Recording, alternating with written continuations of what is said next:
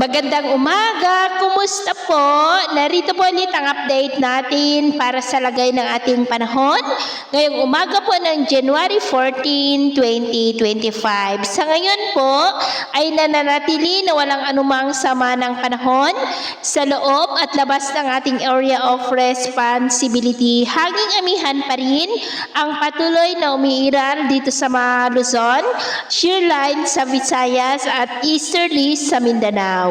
At sa ating long range forecast, nananatili pa rin po na walang bagyo na namamataan na tatawid sa ating kalupaan for the next 2 weeks. At sa lagay ng ating panahon, ngayong madaling araw ay may mga pag-ulan pa rin sa may Calabarzon, Metro Manila, Bicol Region, Mimaropa, Cagayan Valley, Cordillera, Samar Provinces, Leyte, Northern Negros, Aklan, Capiz, Surigao Provinces, Oriental Mindoro at Sulu Archipelago.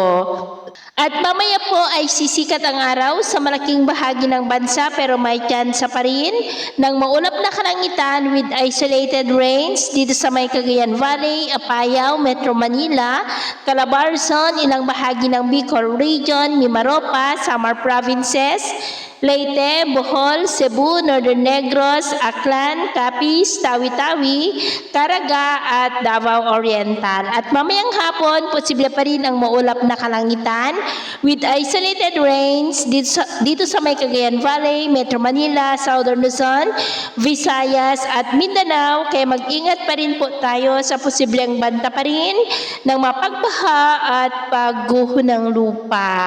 Atin naman pong mga baybayin, iwasan na muna natin ang papalaot sa kanlurang baybayin ng Luzon at silangang baybayin ng ating bansa maging sa mga baybayin ng extreme Northern Luzon Islands kasama ang Northern Seaboard ng Cagayan dahil ang mga alon po dyan ay posible na aabot sa 2 to 4.5 meters height. Kaya hanggat maaari po ay iwasan na muna natin ang papalaot dyan sa mga may kulay pula para mas makaiwas sa mga sakunang pangkaragatan. So, yun po ang latest update natin sa araw na ito. At ako po muli si Gems na nagsasabing sa kahit na pagsubok po na darating sa ating buhay, huwag na huwag po tayong mawawalan ng pag-asa. Thank you and God bless!